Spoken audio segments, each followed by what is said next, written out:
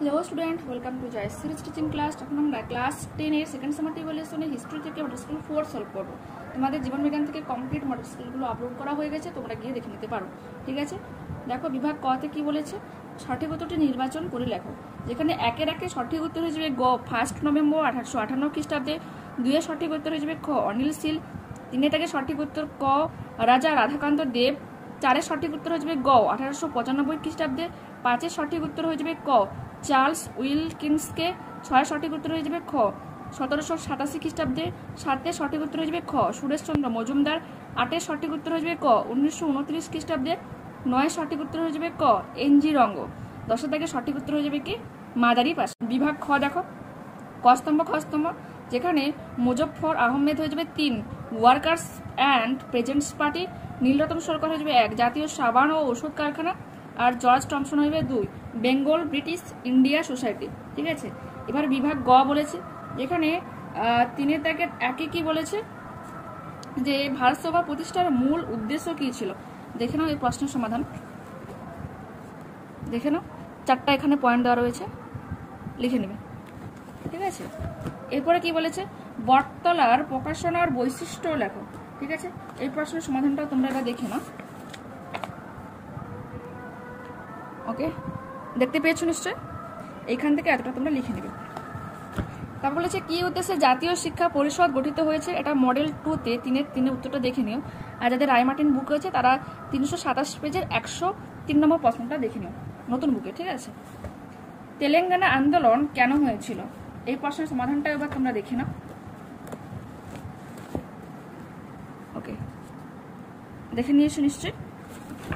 তারপরে কি বলেছে, তারপরে বলেছে যে চৌরা ঘটনাটির গুরুত্ব কি, দেখে নাও এই প্রশ্নের সমাধান।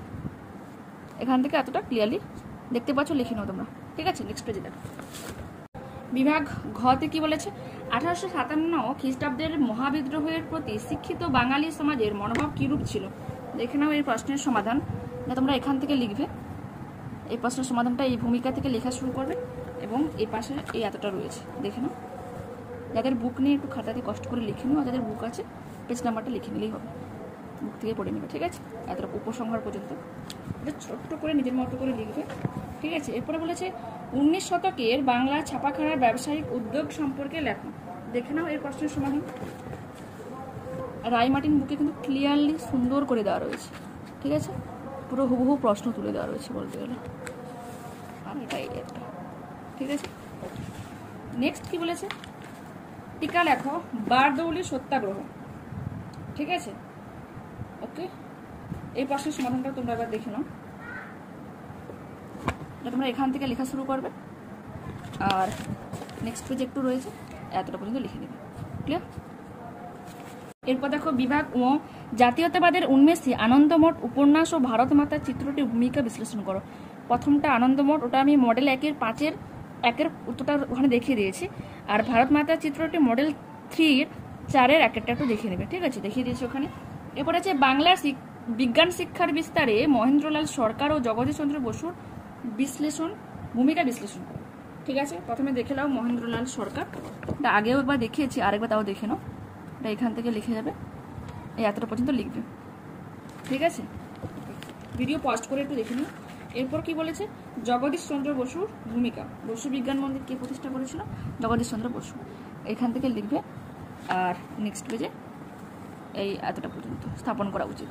ওকে, এরপর কি বলেছে, বঙ্গভঙ্গ বিরোধী আন্দোলনে কৃষক ও শ্রমিক শ্রেণীর ভূমিকা আলোচনা করো, দেখে নাও প্রশ্নের সমাধান। এখানে ভূমিকা দেবে, আর এই যে বঙ্গভঙ্গ বিরোধী আন্দোলনের সময় কৃষক আন্দোলন। ঠিক আছে, এটা লিখবে, এইটুকু পয়েন্ট। আর তারপরে কি বলেছে, তারপরে বলেছে যে শ্রমিক শ্রেণী। ঠিক আছে, শ্রমিক শ্রেণীটাও দেখিয়ে দিচ্ছি, দেখে নাও। ভূমিকা দেবে, আর এই যে বঙ্গভঙ্গ বিরোধী আন্দোলনের সময় শ্রমিক আন্দোলন, একটা। ওকে, যদি তোমাদের এই ভিডিওটা ভালো লেগে থাকে, so please to like, comment, আর যারা চ্যানেলকে সাবস্ক্রাইব করো।